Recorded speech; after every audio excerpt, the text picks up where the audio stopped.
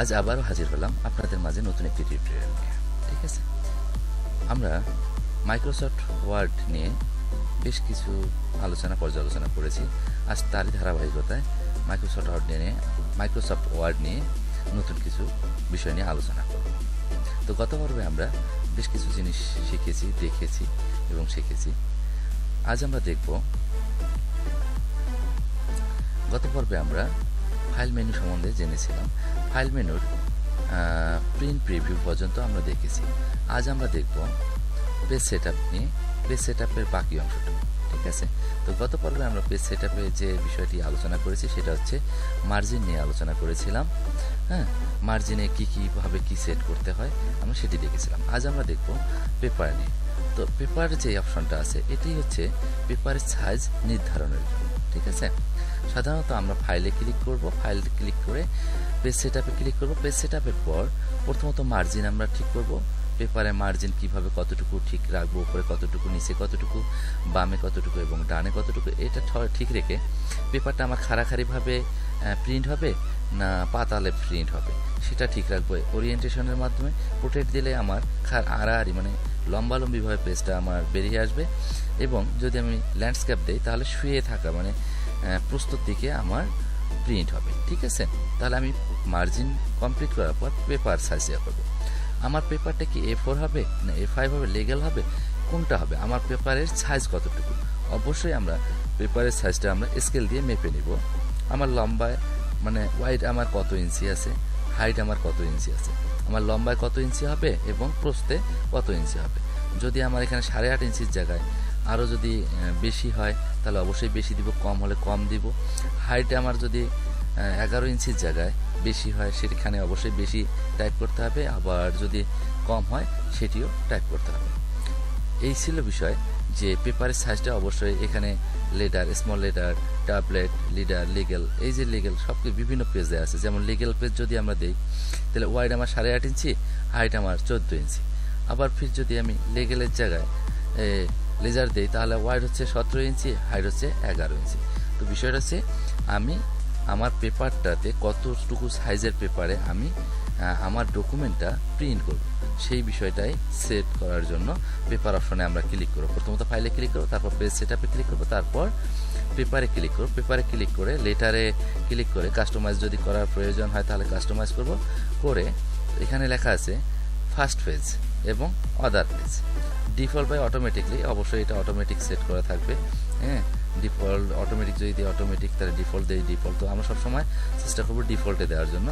ডিফল্টে দিব, দেওয়ার পরে প্রিভিউয়ে হোল ডকুমেন্ট আছে, এখানে দুটো অপশন, দিস পয়েন্ট ফরওয়ার্ড এবং হোল ডকুমেন্ট। অবশ্যই আমরা হোল ডকুমেন্টে ক্লিক করব। তারপর প্রিন্ট অপশনে যদি আমরা ক্লিক করি, এখন প্রিন্ট অপশনটা হচ্ছে এই যে বিষয়গুলো সবগুলো অ্যালাউ A4 লেটার সব কিছু আমরা ঠিক রাখলাম। ব্যাকগ্রাউন্ড প্রিন্টেড এইটাতে আমরা ক্লিক করে দিব। দেওয়ার পরে ড্রয়িং অবজেক্টটা ঠিক থাকবে আমার, যদি আমার ড্রয়িংটা প্রয়োজন হয় তাহলে ঠিক থাকবে। আরেকটা বিষয় এখানে অপশন অফ ডুপ্লেক্স প্রিন্টিং, তার মানে আপনি কি প্রিন্টার যে আপনি যে ডকুমেন্টটা সামন পেজ এবং পিছন পেজে চাচ্ছেন না শুধু একটা করে সামন পেজেই চাচ্ছেন। যদি আপনি সামন পেজে শুধু চেয়ে থাকেন তাহলে অবশ্যই আপনাকে ফ্রন্ট অফ দ্য শিট এটাতে ক্লিক করতে হবে এবং back of the sheet off রাখতে হবে। ঠিক আছে, আর যদি আপনি চান যে আমি এই একটা পেজের মধ্যে সামনেও করব এবং পেছনেও করব তাহলে অবশ্যই আপনাকে কি করতে হবে, ব্যাক অফ দ্য শিট এটাতে ক্লিক করতে হবে, করে দুটাতেই টিক মার্ক দিতে হবে, দিয়ে ওকেতে ক্লিক করতে হবে। ঠিক আছে, দেওয়ার পরে আমরা ওকেতে ক্লিক করব। ঠিক আছে, এখন আমি যদি প্রিন্ট করি তাহলে আমার এই পেজটা পুরোপুরি এভাবেই চলে আসবে। এটার পরে নিচে একটা পেজ আসবে, 2 নম্বর পেজের অপোজিট পৃষ্ঠে আমার প্রিন্টটা বের হয়ে আসবে। তো এই ছিল বিষয়।